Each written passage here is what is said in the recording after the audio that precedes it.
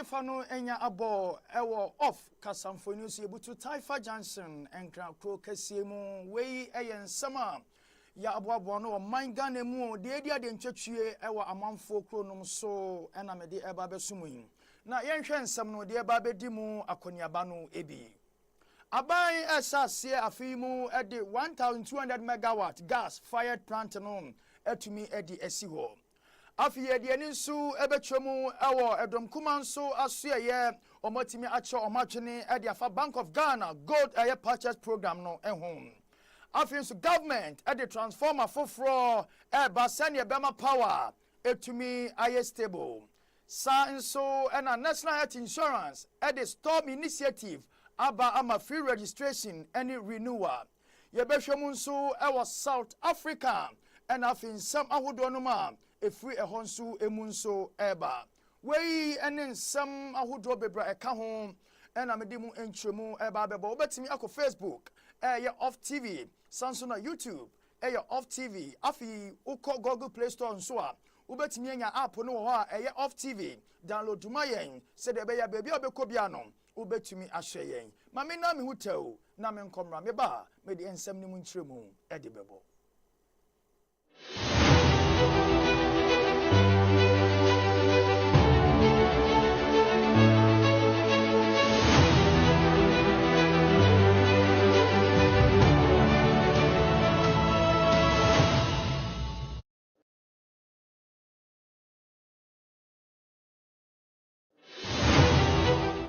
afi nyabre na echibre na mintumi ensane epona mibonu emunu entumi enfamam na me shase de Afrigana mampanyini asuye yera John Dramani Mahama slemu sejata ene etumi aka ade acho oman Ghana se sikato to samfo ana afi oswafo a ono na hwe yenkania ensensam so etumi yensese yede ade aya 1200 megawatt gas fired electricity generator aya plant etumi aboa ama Ghana yetumi enya power bebre na aboa enso ma yenkania sem etumi ejane na so okanwe edi trust say ne nisu ade hunu say yebetumi aya saniema wei na yetumi aton kania no nso ebinom ede ama fofo no ma omowo eman no mu ebi eso yentie nsema Ghana mampani John Mahama etimi edi tuja wo hwe Ghana sene economy ni sikono ama your consumption kosoro you buy na consumption na be 3,500 megawatts and then me no ka say your consumption at peak it drew 4,300 megawatts if we say more investment about room into the demand for electricity is increasing into I was say the generation ni be eka ho say na be ya ye benya redundancy ni abrofo friend redundancy. Apart from that, say ye na doso na ye di biko Burkina ne Togo omu na omu hia kania na omu tua yeka. It will bring foreign exchange into the country. Enti ye ne finance ne energy. Omu ye design. Ye be ye 1,200 megawatts gas fired electricity generating plant.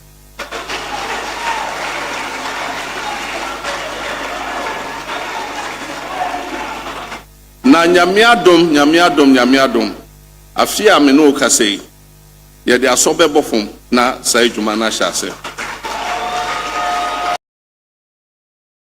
na woni kasamunu ena osanso etwani nsemu ewadesuamu ese ewuhia pa se enkwada omosase edi afri Nigeria 1 2 3 edi ba primary lower primary ni upper primary no yetumi edi eye ABCD any 1 2 3 timidi senkra na CA but an abdo ke de A F G hi ke r o p e babua ema mofra na timi anya nimudie etimi adwene ye na enam so ema afi omunsase no etumi ayefem okanwe ade tress critical thinking aya di titro a esese ye ma no ekonanim afi literacy ene numeracy so no ebebo ama mofra no adesua etumi ayeye na yentie nsema wasanso edituja it was say yema yadwen enko on foundational learning because I say which akwada ne dia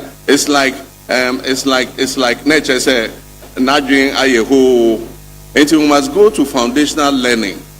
Now foundational learning is say, and for that you know, there are three important things that they need to have. One is literacy. I just say I was so kind. He must be able to read. By the time the child leaves class 6, he must be able to read. Then the second is numeracy. Numeracy, the child should be able to work with figures. And I just say arithmetic, also otimi a year. Then the third one is critical thinking. Your friend, critical thinking. Those are the three important things that a child must have before they leave primary school. Now say omo enya saade no na obedru senior high school. Now we are free say a chance foundation no anye ye concrete and komu ye. Enti bibia obesi wasubia engina.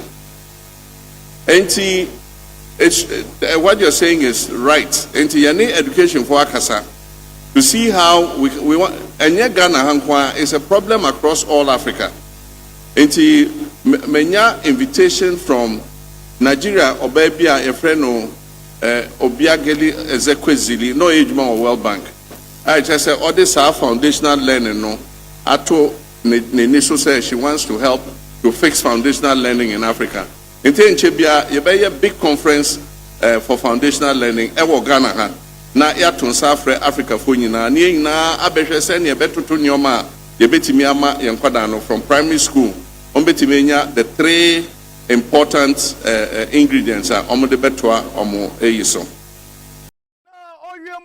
Ewonin semunu ena otumi ekasai edifa ora enho na yera anagana mampani John Mahama etumi ama Ghana resemu se ensusemu edaso ekoso enu ntino besro amanfo se yanka yakoma entu yeyam nipa bia de ketasese proye kankama asane manom judges no eye won adwuma omubeyi se nipa konu edi na pie ama afei emra eni nadi enti yanka yakoma nto yeyam enyese wayi na yipemu nemom eye ekwan etwa so omofaso ansana saniema etimi aye adwuma enti Ghana for yenya arehemu emfama ajejefo no yenti ensema okadi twato.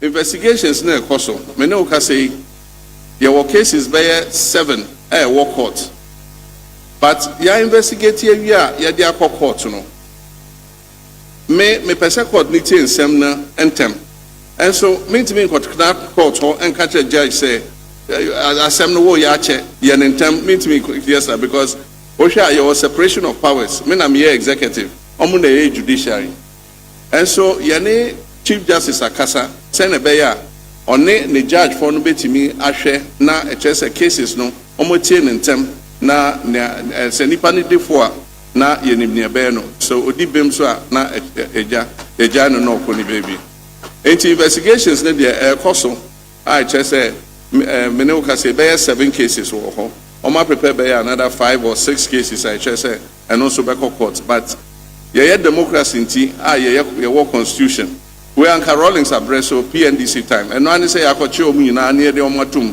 ne aka say kire ye adekronti a obetimi aka say sa asemi enye wo na wo ye eno ye frɛ no prove your innocence before we release you no soldier ban betimi aye and so democratic government you say you are innocent until you are proven guilty and also a constitution asem na me ko gina Black Star Square modest kind no share me sa me swai say constitution no medi so enti even though me ankasa me nya ya anka me che omu nyina akotum na e che say omu aka say omu difo ana so omu dibem and so constitution say I was here ti omu asem na ye hwe say omu difo a ansa na ya twe omu aso enti we dey mesre mo munya abotre na judges na nye omu adwuma.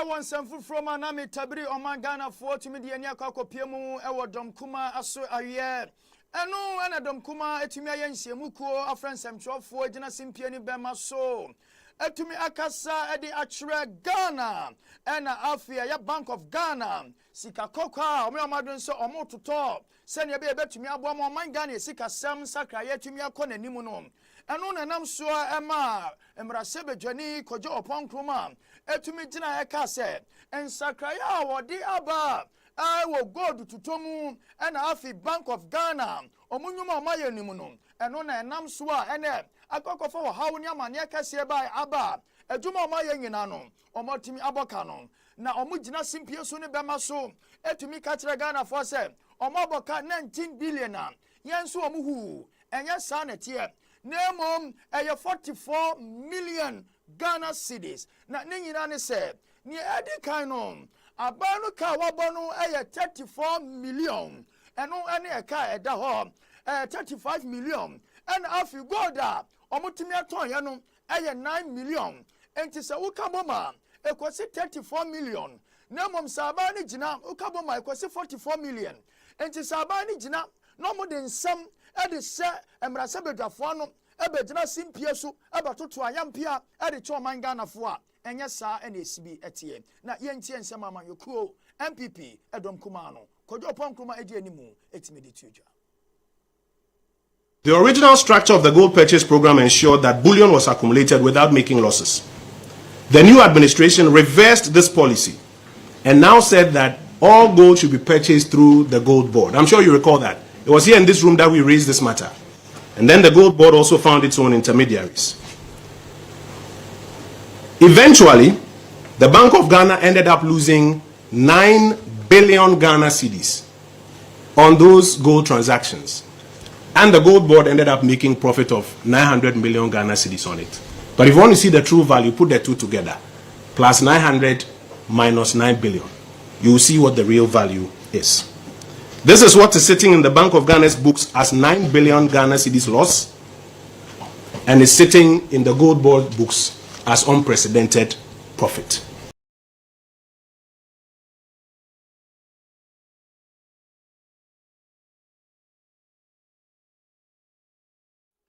Na woni nsamunu ana wasansu etwemu ese edom kase a omutimi ebegina mrase bedwafie abatoto nsam a enim etimi edigu Ghana fo asumunu so omanhwe ne ya omudi amanyosam ede bese Ghana yesika ensam na ensam fata sawodi amanyosam ebese Bank of Ghana mu efrise ebetumi asei ama Kontrim kura Bank of Ghana ejina no eto etumi echa ento kasati NDC press conference a woye no ewo parliament no emu na yentie nsema okan.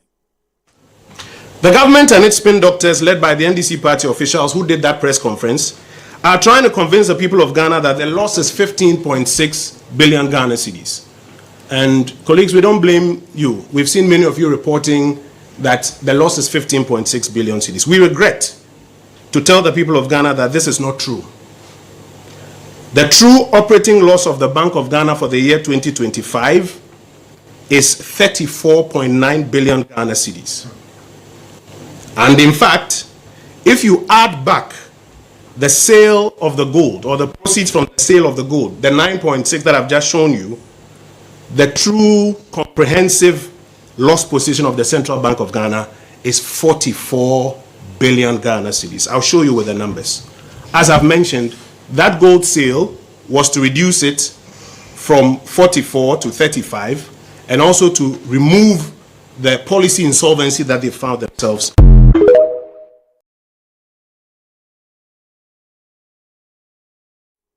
Mitwasu ewo nsema ne ekwakopiemu wo Ghana ya hode ne ne yenkane ensemu eno na osoafo a ono enahwe yenkane ensem so osoafo John Abdullahi Jinapo etumi akase enche biada wo the timetable etumi ebeba e di akire ye transformer replacement ahodoa ekoso ewo oman no nyina ne siesie di a omoye enche wo wa na aba se abokobi ye ba be siesie ye mo transformer eno ntino mo be kodum somu ebe ye don hwiri mienu kumasefo ye ba be siesie enti mo be kodum somu don hwiri miensa to mo be pagya saade no etimi dia ba bonten se ne be ye ebetumi aboa na o se sisi o masesa eye transformers ahodo maako wo ha aduanan eye 140 na o hwe animu akwan se na wotwi mu nso no eye maako 300 enso ebetumi aba ka ho a eno nso din sisanya foforo ebetumi aba na yentie nsem osuafo a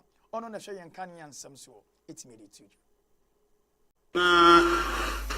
na watchi ya yekomu ye the a detailed timetable eba for transformer replacement and upgrade exercise.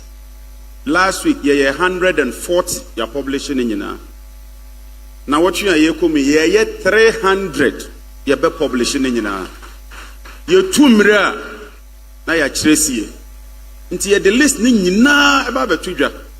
Ofodua area bia ye transformer upgrade na enkane na gina no ye de betudwa ye wiesu a ye de betudwa na wo a wo ekinye no wakohwe no anwo se dwumadi a ye di no eye nokre ana enye nokre because his excellency mama e de ato anim se gina po di nokre se challenges ba gitumo men kan kire Ghana fo se eye dum si esi enti na challenges na ba yenya challenge we admitted it, dealt with it and resolved it comprehensively.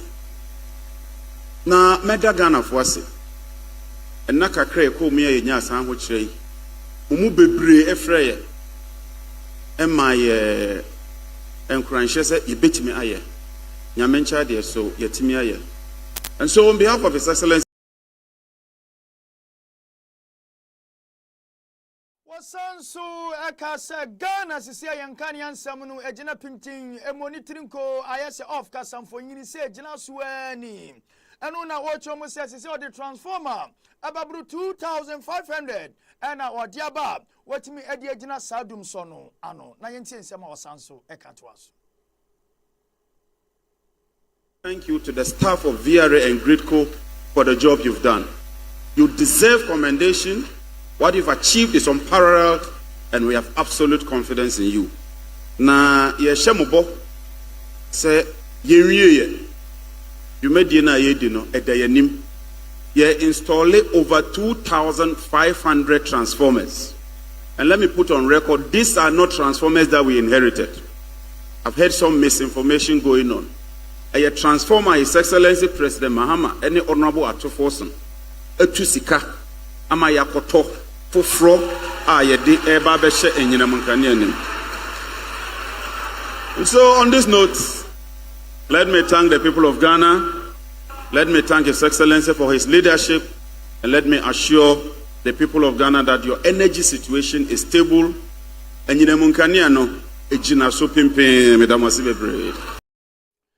Sansu eboromu ewa amanyosemu eno eye Dr. Mahmoud Bawumia ena afi esiedu enkatia omutimi ekwohyiemu ewo sunyane wabla na SDF4 edi omunhyiemu ayeto wonsa ewa ase nenu ena Dr. Mahmoud Bawumia enya kwan kwagina simpie so okwagina so a yeso kasamfemu ni ma no na waso hwehwe esiedu enkatia adaya oban kokko akuafo edi nsam edi amane so mmeka nche ne se odi omuka Wama tonkashiu enso se wode omuka nurses ne teachers for se wode omuka nti omo hwehwa no so omma na ontimi metua womo eka na yentie nsema etimi ekoso ewo sunya no wabra Dr. Mahmoud Bawumia etimi ekosia esiedu nketia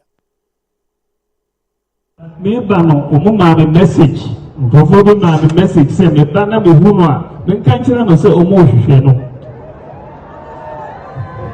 na koko epiafo omo se men kan kire ne se omo di omo ka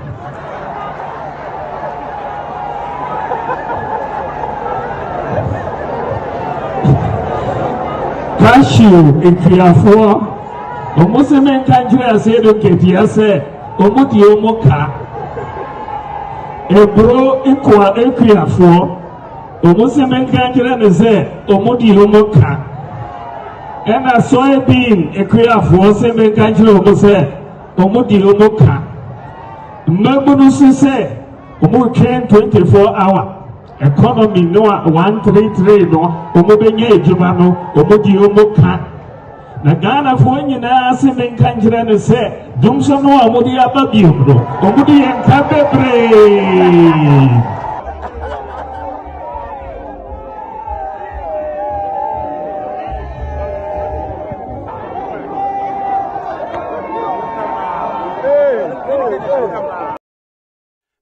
Kasawienu and a Sedum Katia, General Mosquito, and so Equagina Simpia, so and was now Bawamia and Sambay and I can baby a Beginabia. I won't come my idea, Yaba solid dance and Unsuma, or the Baba Yaman yourself. Now will be aqua comb, went to me a mononaboa, Oba, will get it, and I will do an Ibra ever so. Way and Sam Fataso Begina, ever Cassan Simona, Yenti and Sama, a Sedum Katiansu, Etimi Edima Bawamia, Elho. Baby biara ene ana ehyiamu biara wɔ ne botae eti ubia bonte na oyonko kobo bonte mi amono wabo pasa na uba edi wani bre ebesi oyere so wɔ jaade a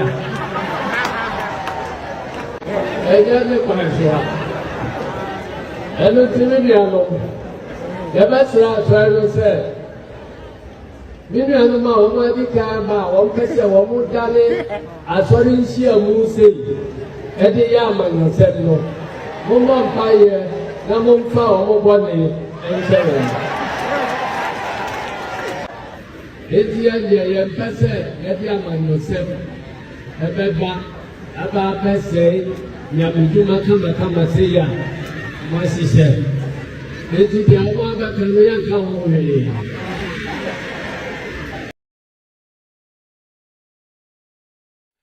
Mibo Eremu ewo Chief of Staff asue ye Julius Debra ene tumi akase. Amanu eye nsesede efane se Presidential Delivery Unit. Na wei eye biaye an officer wonu edi esi ho.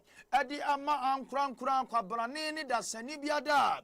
Ewo bose binuma Ghana mampanyini Yelwa John Dramani Mahama etumi se wabra na obontoa se yento abamano na wontimi meye omampanyini ewo oman Ghana mu o kansem bebre se 24-hour economy automatic posting oba obehwe se akyerɛkyerɛfoɔ yebetua wo mu ekaye afinso okaye so moba women development bank eno nkrone ba na ne nyina no aye bosha ban ehye entibusumi biada oni mpanifo ne amanfo bedi nkita ho na afi omatumi ahwem sa ba ne bosha na wosaye no obetumi ayo ana wayo ana safe ena oba beyo enti yehwe nsema Julius Debra etimi edituja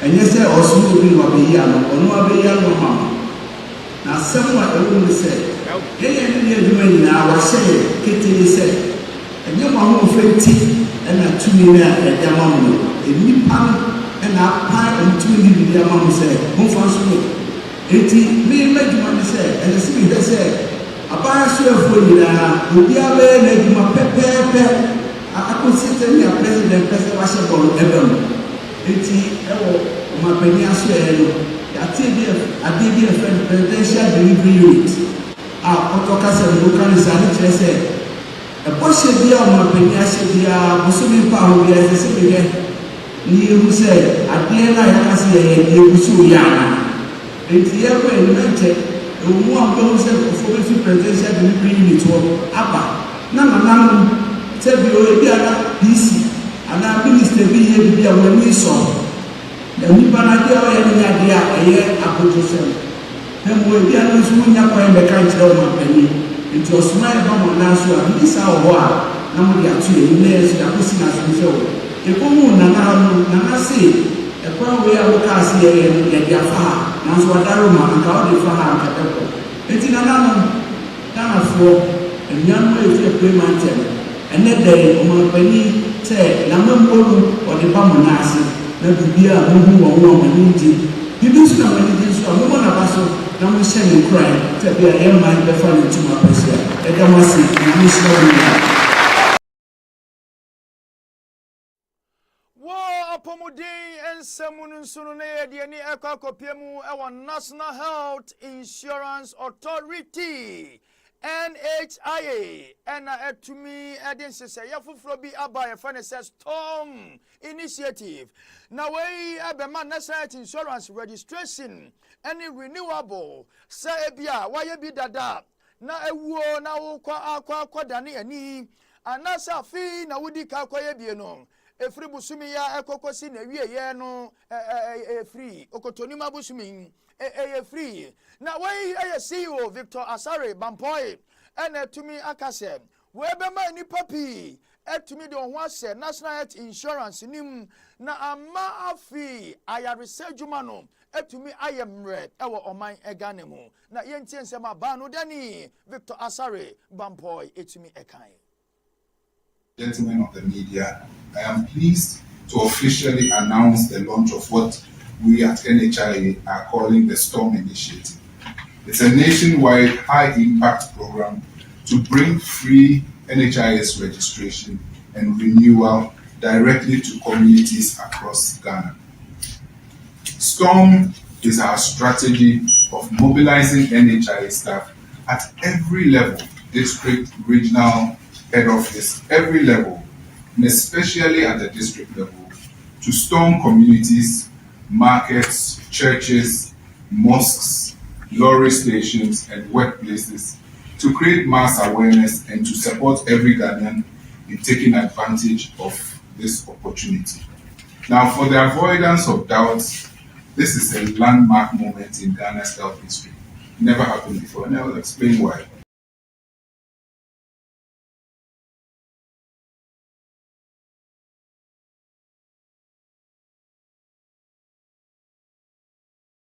One kasamu ebiemunso ena ochemu etra Ghana for anyone a person do hu sem ni wana ewobie nyina ese wey eni ne edikanya me no ka say registration fees no etumi aye free sa oda ne ni renewal fees no eno nso etumi aye free afi wo ye insurance ya yes twan bosome baako ene wo yade se wo yefunu eka wo wayasi ubabi entimi ansode na pese okwa yare sabia na yehwe se betimi asole ade amawa tisa watwan ya bosome baako mo yini nyina afiri wo na webema nipa anya eya yare santem amaniama etimi akoso yentie ni nsem enchiremu enso ebio. Waiting period for new and returning members during certain campaign periods. But what we are announcing today goes significantly further.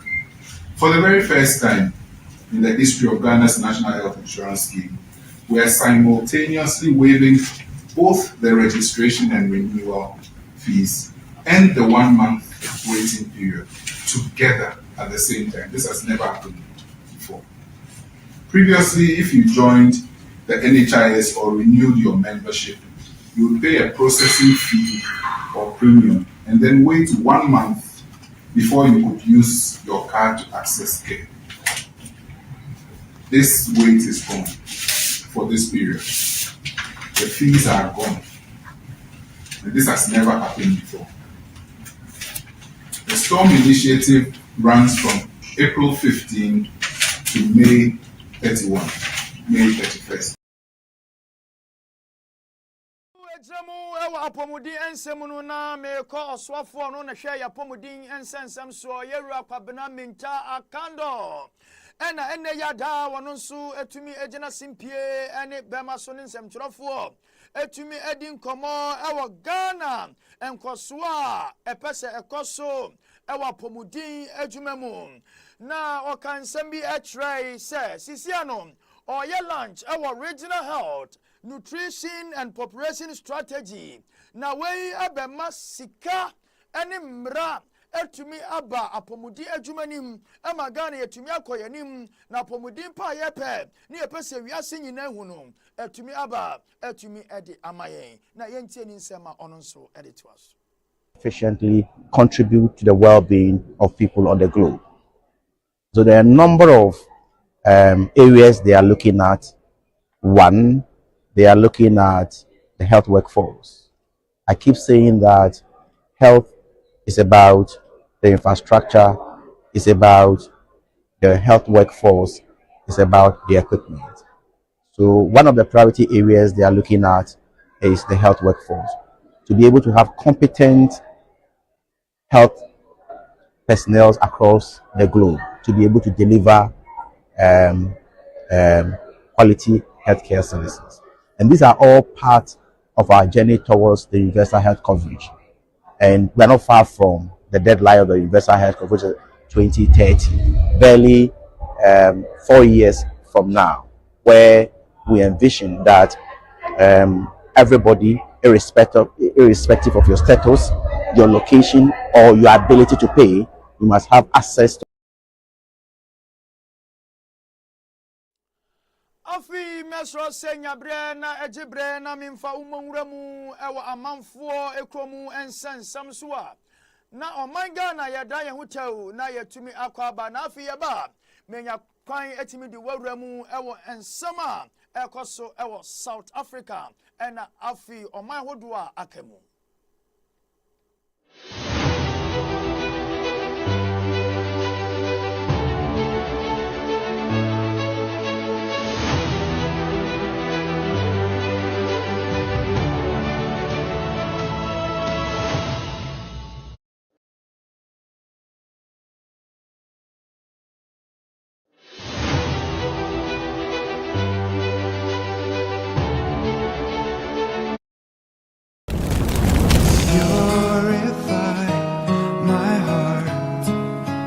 Let me be. Eradin shida we Yesu Kristo demo. Wakwa po kofi odro ena meka say frem osofu gidigidi wate. Tie Erade bie kwan de ato ho se efira nopa. Hana eba ompa e na Erade tie. No the Samuel ebai. Tie Erade amaya kwanya se fie da bia ye ntwe nanim ne empa e. Empa ye gidigidi. Enemy shout Taifa Johnson.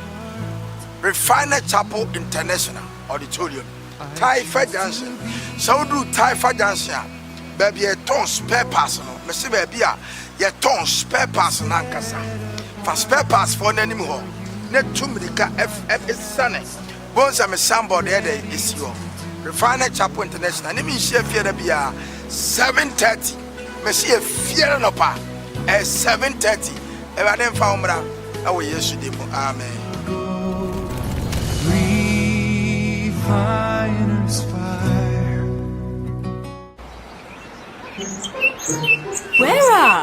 Where are you?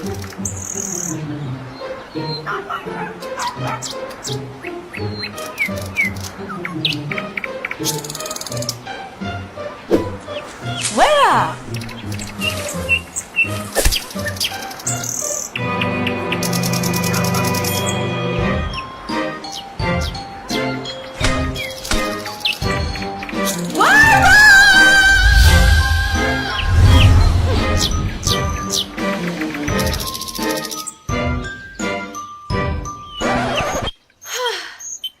Finally.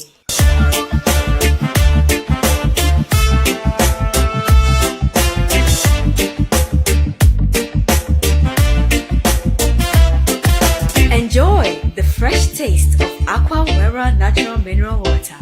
This is my Wera. Great taste, truly satisfying. Every morning, your skin begins a new story, a moment in the mirror to care, to refresh, to begin again. She starts with a turmeric clay mask, drawing out impurities, revealing a cleaner, healthier glow. Step into the shower and let your skin breathe. Boss Lady Bona Brightening Shower Gel, bringing your natural radiance to life. Boss Lady Bona Brightening Body Lotion, deeply moisturizing, softening your skin, leaving it smooth, radiant, and alive. Because your skin deserves more than care. It deserves attention. It deserves love. 100% organic, pure, gentle, effective. Feel the glow. See the confidence. Be your best self every day. For more details, contact us on 0246 505 174 or 0500 677 112. We are vetted and approved by FDA. Boss Lady Bona Cosmetics. Your glow begins here.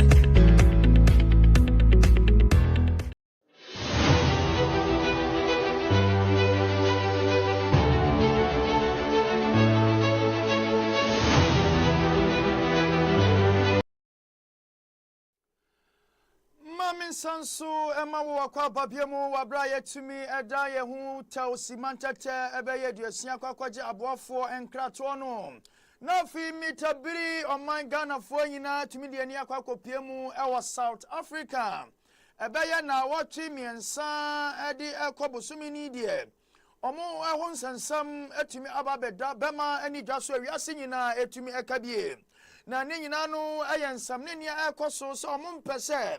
Omoyonku bibini ebetra South Africa, so free Nigeria, free Cote d'Ivoire, Malawi, and now we Mozambique ni, we Ghana ni, omumpe wo bibiada ewo ho, omunkwa ne pesa omotena wo, enti se we Ghana ni, na wa South Africa ni a, ni nyane se, fa obano fanibra Ghana, ana fanibra Nigeria, afi we South Africa ni so, bema no wale Ghana ni ba, jano no fa ne manimra, ye bo rescue enkwada omusuade ne ebusaw wo South Africa nu ka se de bia na ye yiwa pie ye bo ra yare sabia wo na dida ho a omugya yare hwe wo South Africa ni a etwase ye gya wo hwe ema wuwuo ye bo ra solidem ye tuntum o ye yiwa ye wo se ye pie ha wa to ye tuntum no wo South Africa ni ka se de bia sikọ ukrom ne koto ye tuntum ho ye nto na ase ni mu je se ye chew na ye bobọ na ye binim ayakayaka de eno no enam so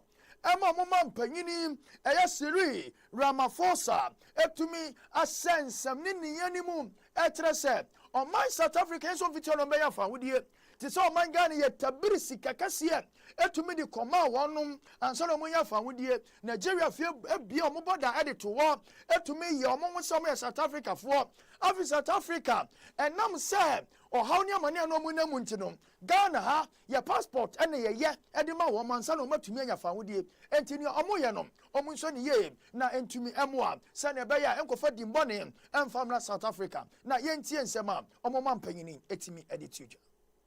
We do not walk alone in this freedom, fellow South Africans. And we did not walk into this freedom on our own. We were carried by a tide of solidarity from the nations of the world, from the nations of Africa. These countries opened their borders to our liberation fighters. When the apartheid government was pursuing our liberation fighters, they ran to a number of countries around the world, but especially on our continent. They shared their stories with our neighbors, and our neighbors shared their spaces with them, and they gave them safety. They even fed them. They gave them bread, and they opened their homes. They spoke for us when we could not speak for ourselves. They took risks so that we could be free. Their countries were bombed, their nationals were killed, and all that. South Africa and Sensemnium and no an economic freedom fighters leader, a EFF. Omo banu dani awa da omanu enu ya manyoko South Africa. Nidiani Julius eye Malema etumi edin sema anu ye dimpa etumi edima wonum ewa ananu efiade na ye seme efanimu enu ena wotremu ena okase the South Africa for ye no onfosu ne enfosu china na South Africa ni ani okwesibro ni ekasa yes sir Massa, I will come, I will do, I will go, I will bow. But hey, are you stupid? Nonsense, idiot. I'm for boo for Momunko before. Now, Abraham say bonte, I must say match, or match it. Able to a man for Numegu. Yes, sir, man for Numeja Padia. Yabu Bobinu. Omuya Yamusa almost say, Ejuma, what do I saying? And no more to me at the above. Now, Yamoyano, Omunshani, no dear. And your bro on any man for. Na chidi for be so de ne egyina na ene ochina ɛwɔ nsɛm bɔne a South Africa for ɛyɛ ɛne edi bɔne a ɔmo yɛ na ɔmo nka hu sɛ ɔmo onyuma wɔ Ghana ɔmo onyuma ɛwɔ Cote d'Ivoire ɔmo onyuma ɛwɔ Zimbabwe ɔmo onyuma ɛwɔ Mozambique ɔmo onyuma ɛwɔ Nigeria ɛnu ntino so ɔmo yɛ saa nneɛma wei na sɛ ɔmo nso ɛsɔde sɛ yɛ ne mo ba bɛko a ɛyɛ bibima nyinaa ɛna ne South Africa fɔko yɛ musa sɛ ɛhin ɛna ɔmo bɛgyina nti sɛ South Africa ɛpɛ nneɛma yɛ paadi a ne ɔmo yɛ nom ɔmo ntwa so yɛntie nsɛm a EFF leader Julius Malema etimi edited. They are scared of white people.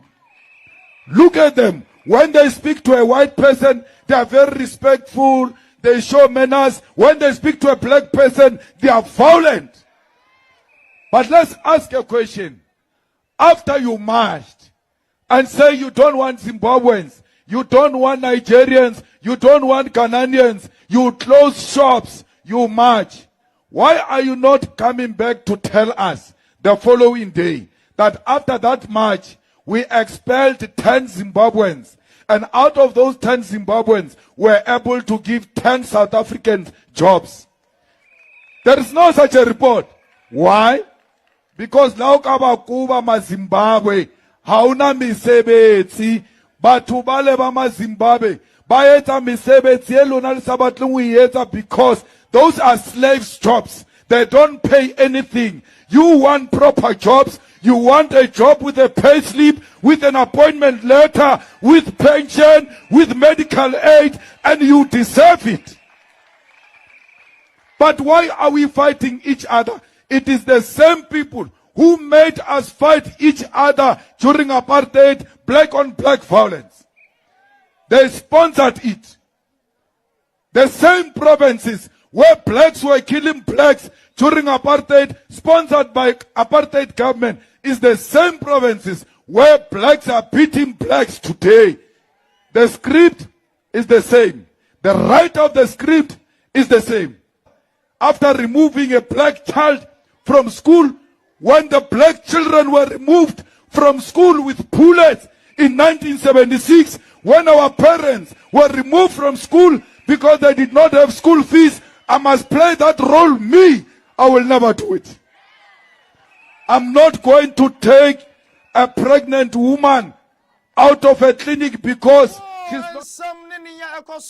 South Africa munu enumu ena babeto jase sisi menu kasei Nigeria for benu ena yetumi di omu esi wabubo wonum eku wonum na enumu enam so ema menu kase Nigeria Afra South Africa omo acting high commissioner samra na ontumi emetenasi ewa Abuja na wonyi ensem bi anu emfa ne ekoso se ne ebe ye betumi aboa emefa premier etumi aba omumienu entem ni sentre na ya menu kase ya kasa hodo etumi ekoso ewo South Africa Ghana ewo Nigeria mampanyini ene eye high commissioner a South Africa etimi etwetwe nkomo edi afa ensema ekoso ewo South Africa no emu mi boremu ewo ensem fufuroma na ye kwakopiemu ewo Botswana eno na sisi amenu ka say o mama mpanyina fe no Duma Boko sisi South Africa say o mo no mo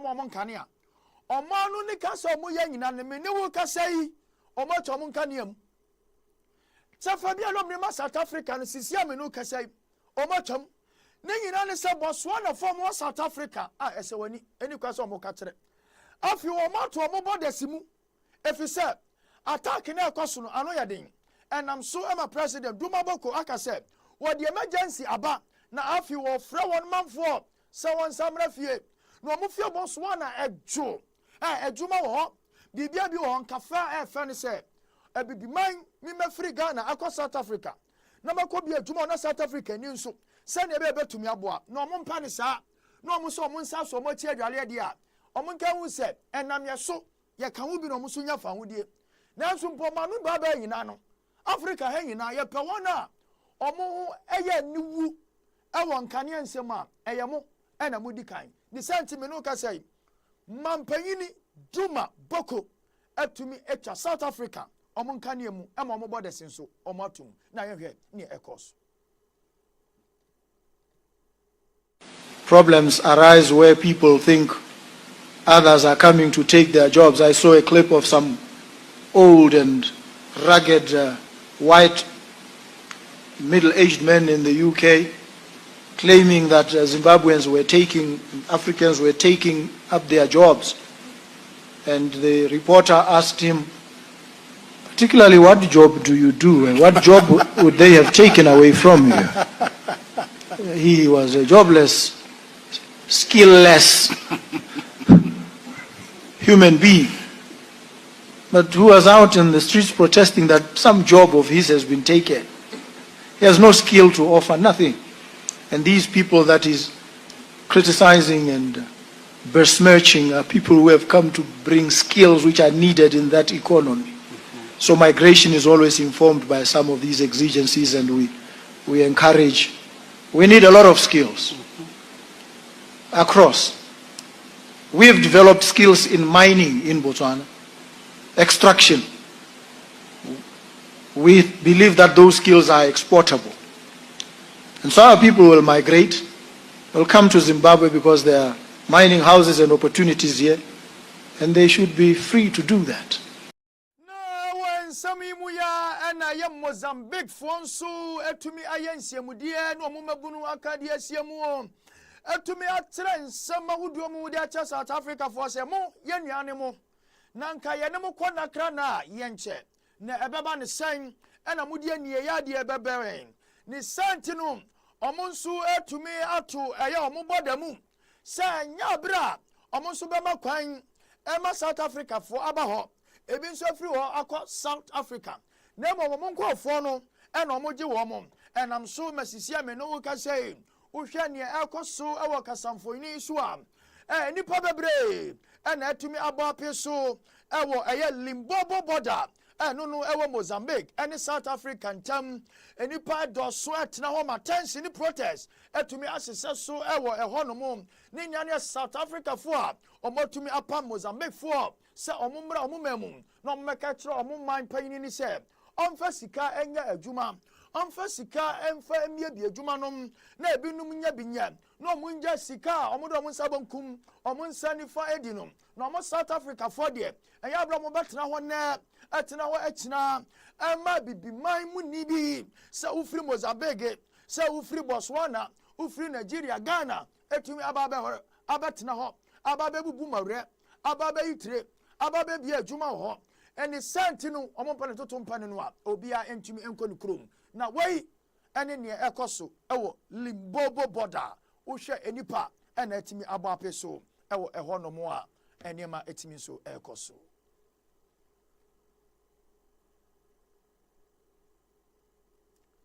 midimu yenu na mi bowra ensam ye mu nsu abimu ewo Tanzania eno mo mampani efa ne se Samia Suluhu son onunsu ama South Africa eye enanansa 48 hours se omunsu mfuru omumamu omunsu se omutu omubodasim se South Africa for so omumpe wonu ma ene omunsu empe South Africa for enuntinu omunyama omuye nyinada no omampanyini Samia Suluhu Hassan se ompane tutu empe noa South Africa president yani dia ya mo nkofo fra wonum na omo ma omoto se panyina wata na watumi apruntumam ewo mofra nim obi antumi nka akora wadi ho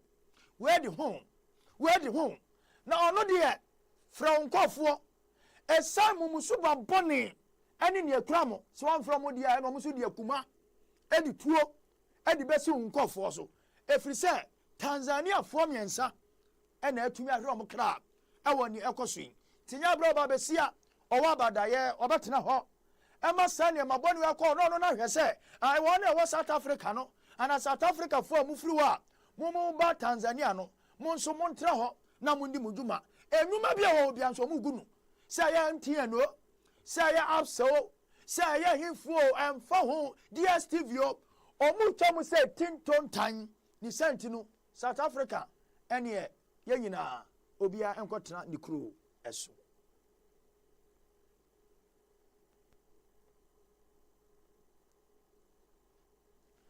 Medina we aso na ensam ahodo a metumi ade bebo wo awo mebusumi ni da etoso na afimpim mienu ni aduonu nsiam mu metumi ade abano awieye aha eye off kasamfoni so ena wani gusu a uhwe mediane nana akwasi amufa de Ghana ina gina tum se banka kasebo ene emunchiremu papapa me na metumi ewesa de Ghana fo asumu etimi etere kasamfoni na wodo ewo kasamfoni eso ni sentino enementena edabiada na entumi emwawo orofo abra medi esinu na refiner stop international ene ekrami mu nyame pa eda eyechina ka hu sa apostle Kofi Oduro betena sin ohane amane no fa bedanen nyame mfirusuru emebusawo ana untimi nka nkyera no bra na beka kyere nyame nsia namu na onane nsam ani entimi mfama no nso ekopem ese dumienu ebebo sanso ena eda ye fiada no osum kase ebekoso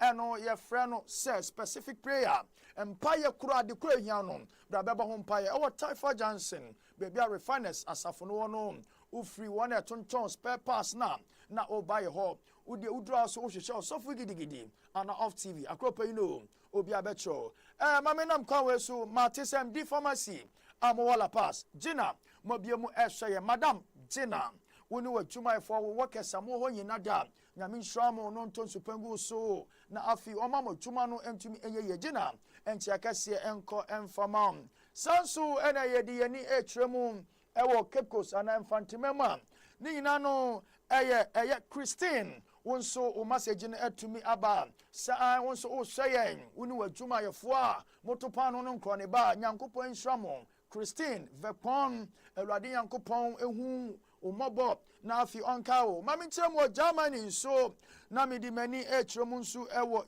Germany ehonso Mata onso wo Germany oba Mata Germany ena ubutuo Yankopon shro na onyo kese na onton super emfagu so Antirita USA onso o hye sanso na eda kranche entia kese enko emfa emma yo me das mi producer papa Dr. Lawrence entia kese enko emfa ma honorable kwai so say o hye sanso Mr. Brown na mi ensra o mama message ni bra ni Idrisu Isaka onso o hye ene obeye adwuma ha afi Lisbeth Yankara Lisbeth onso sa wo hye ewo Kumasi oba Lisbeth Yankara nyame hraw na onyo kese na wonto super emfa engo so afi nso dia de ba part mommy nyame nso ensha akokao na wo hye Ohima Star Automa Refiners onso sa wo hye live afi Betty Chachi my Betty nyame hraw na wonto super engo so Apostle MF onso nyame kupon enhraw mebra no atumi aso onso pese ye tia wo kasamfoni so a ko Facebook fa wonsem ni gu ase ana WhatsApp mekenkan edi amawo media na kwasi amufa meda mase mo amohwe yen me mamu nyina se mo nkoso entena se na afi mo hwe nyame hraw na onyo kase aye off koso ene entena me mahwefo nyina mo ni hwe a anajopa